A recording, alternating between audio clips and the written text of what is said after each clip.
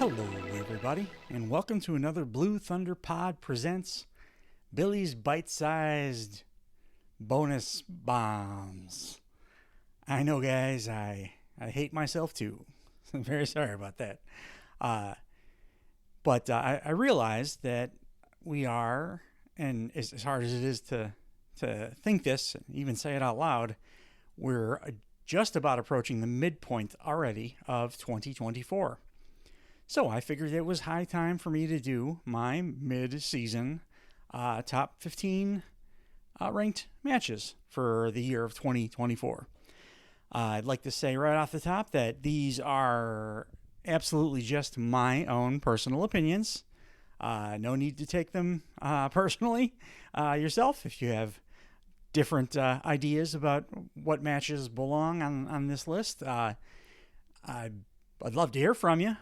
You can get us at Twitter/X at Blue Thunder Pod, or Instagram Blue Thunder Pod, comment section of YouTube at The Blue Thunder Pod, or mail at bluethunderpod.com.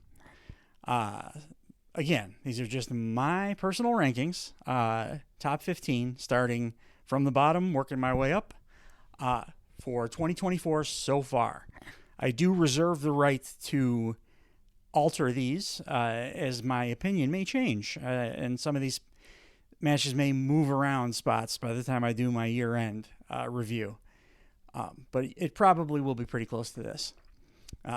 Obviously with the addition of whatever happens after today. Today being June 15th, 2024. The first match that made my list, number 15, definitely is a beneficiary of some recency bias because it happened just this week. Bron Breakker versus my new boyfriend and the man who has given me a sexual awakening, Ilya Dragunov. I absolutely adored this match. I was very worried going in that Bron was going to get the squash because that's how he has been booked thus far. And after seeing how Carmelo Hayes was done dirty on SmackDown, I was a little worried that they were going to do something similar to Ilya. But the worry was all for naught. Ilya got plenty of offense in, and it wasn't just a babyface early offense. Bron takes advantage and then crushes him. It was a lot of real, actual back and forth. This match, to me, set up a potential like career-long feud type thing, like attached at the hip for the rest of their careers type of deal for Bron Breakker and Ilya Dragunov. I love Ilya as a babyface. I love his willing to do whatever he has to his body to get a win. And Bron is just a beast. We all know that. And these two they went to war. 16 minutes, Monday Night Raw this past Monday. That would be June 10th of 2024. Number 15. Number 14 on my list of best of 2024 first half. Hangman Adam Page versus Swerve Strickland. It was on an episode of AEW Dynamite way back in February 7th of this year. This was the match that went to the time limit draw. Fantastic match, obviously, because it's Hangman and Swerve together, and that's always it's always a win with those two. But what I really liked about this was it was the moment that solidified Hangman's turn to the dark side, his heel turn, because this match ended in a 30-minute draw, and Hangman refused to go the 5 more minutes when requested, because it was more important to him with his obsession that Swerve not win the title than he actually win the match himself. This led to the triple threat and a 3-way dance, and Swerve winning the title and Hangman taking a leave of absence. Hopefully he's okay. Evidently to take care of some personal matters. I wish him all the best, but I really would like him back as soon as he can, because man, I really miss Hanger, and I think he could do some more magic in Blood and Guts with Swerve upcoming. But As for now, their Dynamite match was my 14th best match of the year thus far.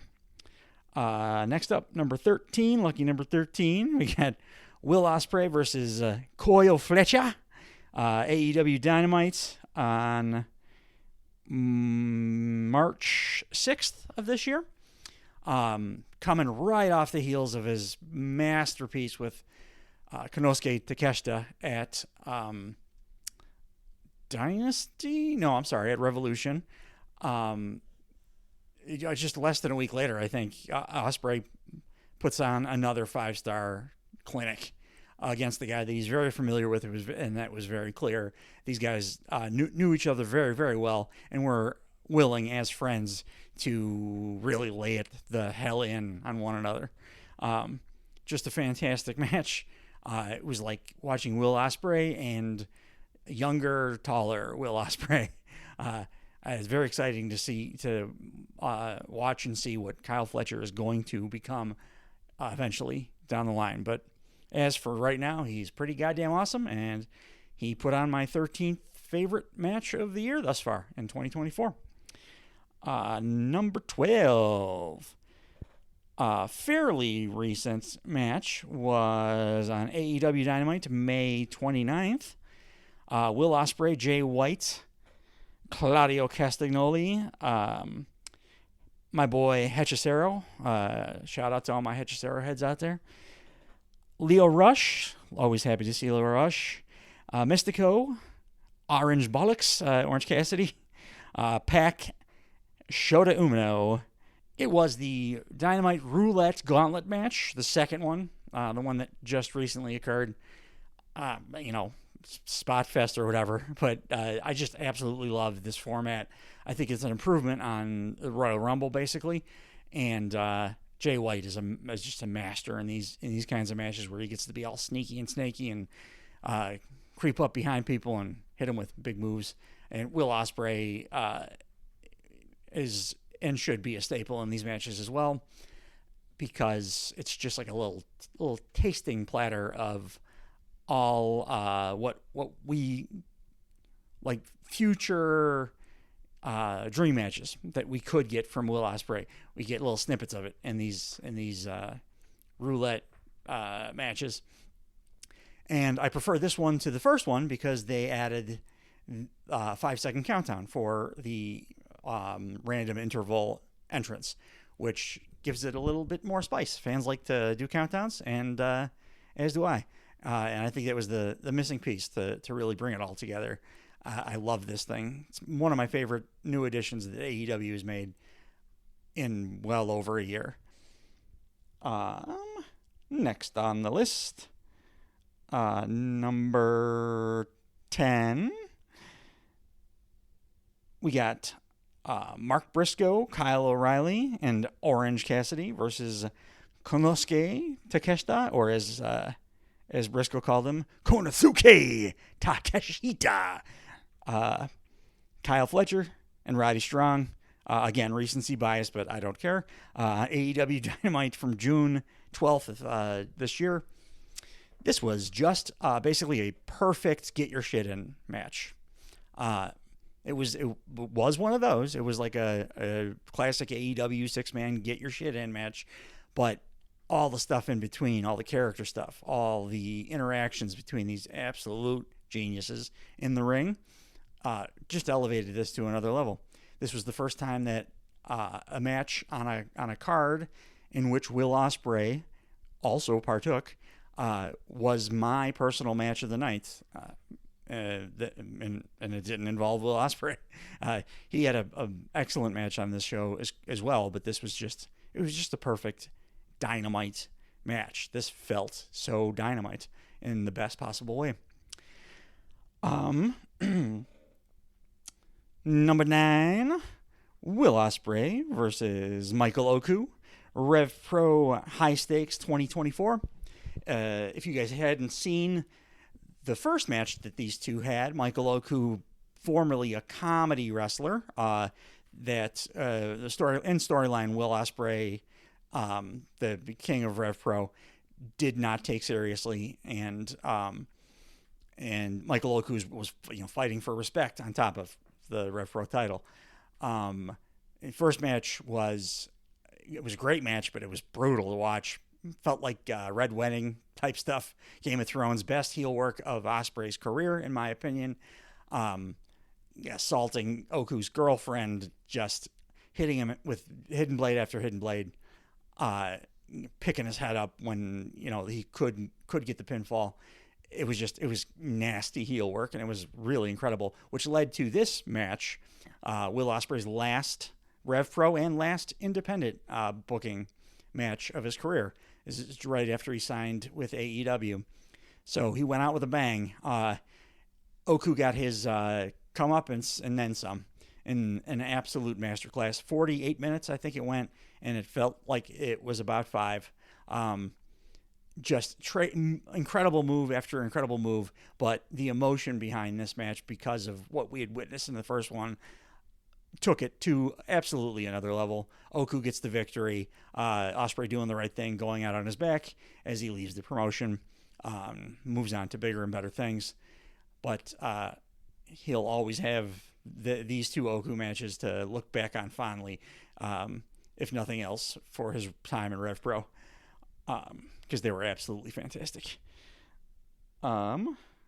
Next up, number 8. Cody Rhodes versus AJ Styles, WWE Backlash France. This was a match that was so heavily flavored by the incredible crowd in Lyon, France, that both these guys just were visibly overwhelmed by it, and they took it to another level. I mean, it's AJ and it's Cody, so you know what your floor is, which is a very good match, and with the crowd singing songs at AJ and nonstop chanting, and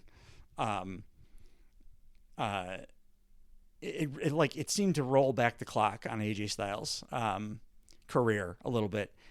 He really, really brought it. He's got an upcoming rematch, Clash at the Castle, actually later today, but I don't expect that they are going to be able to match this masterpiece that they put on at Backlash. It was maybe my favorite Cody match in his time in WWE thus far. Number 7, Gunther versus Sami Zayn at WWE WrestleMania. It was my match of Mania this year. I know a lot of people like the main event.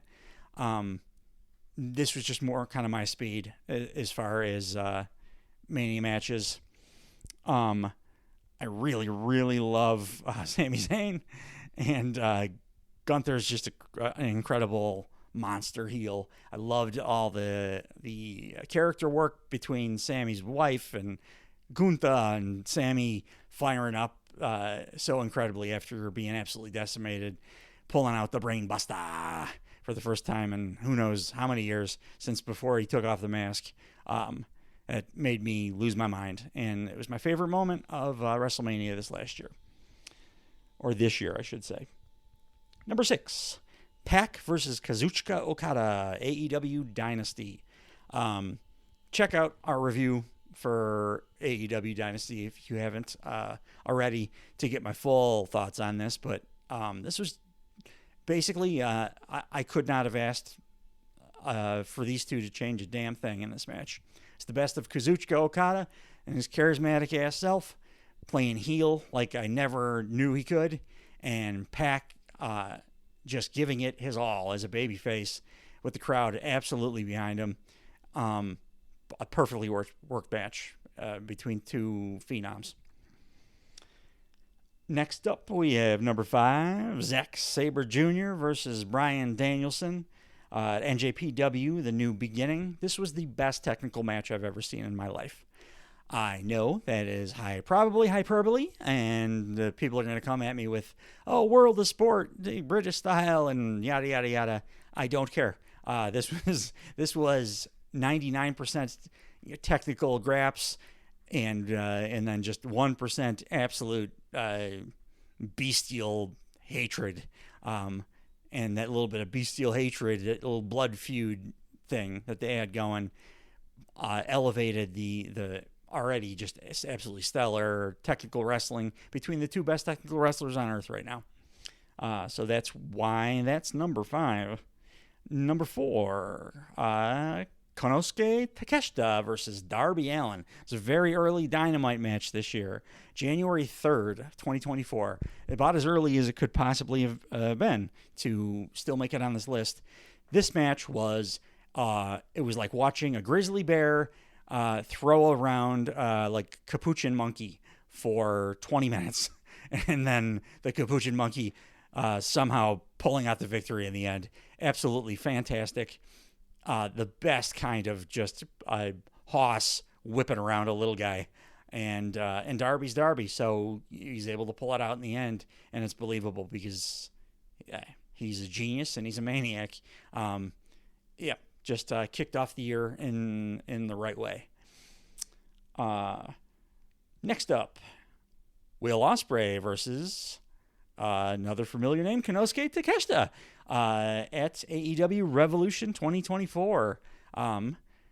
This was the best introduction to a new talent in a major company that I've ever seen in my life. It is a crime that Takeshita has not been pushed to the very top of the card yet, but Billy Goat Bruv really made his mark by debuting in ring with this absolute beast. These guys tried to kill each other.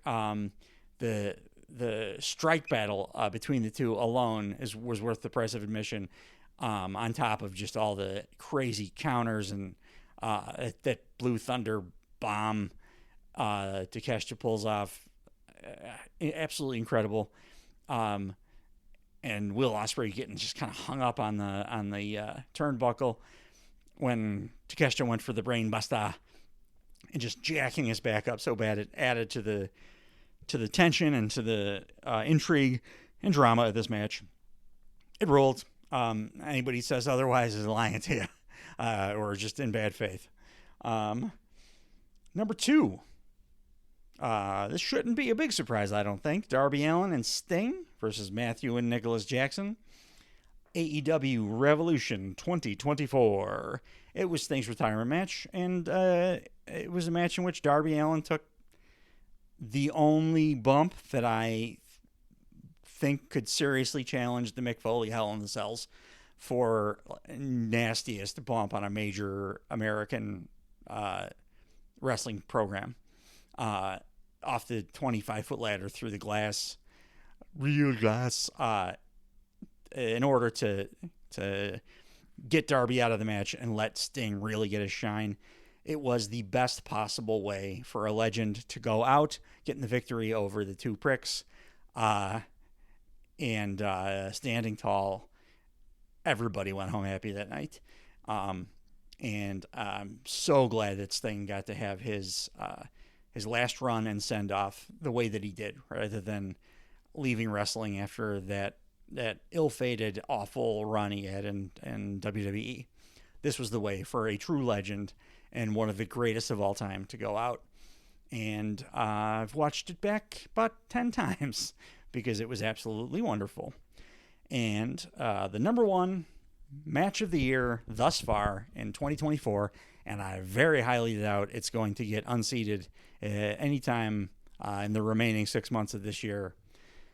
Of course, the Billy Goat, Will Bloody Ospreay, versus the Goat, or the American Dragon, Bryan Danielson, AEW Dynasty. I think he now a little bit removed from it. I feel pretty confident now putting the stamp on this. I think it's the best wrestling match I've ever seen. Dominion, Kenny Omega, Okada was real tough to unseat, and I'm still not 100% certain that this did that, but I just did feel a little bit more for this.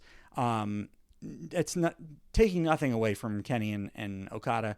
I just didn't follow NJPW at the time outside of the big matches, so I didn't get the storyline stuff bleeding into the story of the match as much as somebody like Dave Meltzer, who had been following that entire storyline. I just had watched all the matches, and on that merit alone, that Okada Omega match had been the best match I'd ever seen.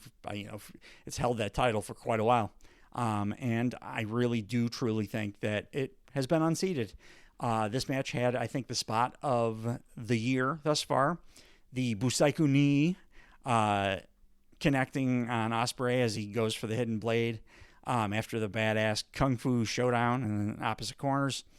The sky is the bloody limit for Will Bloody Ospreay, bruv. I have never seen a guy enter a big promotion and take it by storm just as quickly as Will Ospreay has. The level of enthusiasm, energy, drive he brings to everything he does in wrestling at this point, I think is unparalleled. I'm very excited to see how that performance that Ospreay's put on thus far this year, pushes guys like MJF and Swerve. I think Swerve has already improved his game because of the Billy Goat, and MJF previously had held the mantle for the guy that puts everything he has into every aspect of professional wrestling. I expect him to continue to do that. There are different kinds of wrestlers, which makes it even more exciting for their eventual hopeful face-off down the line. MJF and Ospreay I'm talking about. And I think it's just going to iron sharpens iron, as we've said before on this podcast. It's going to bring them to another level. Who knows? Maybe an Ospreay MJF match will unseat Danielson and Ospreay. I doubt it, though. I don't see anything unseating my number one on this list for probably several years. But that's it for the mid-year rundown of my personal top 15 matches thus far in 2024. Thanks for joining me again for a Billy's Bite-Sized Bonus Bomb, brought to you by Blue Thunder Pod.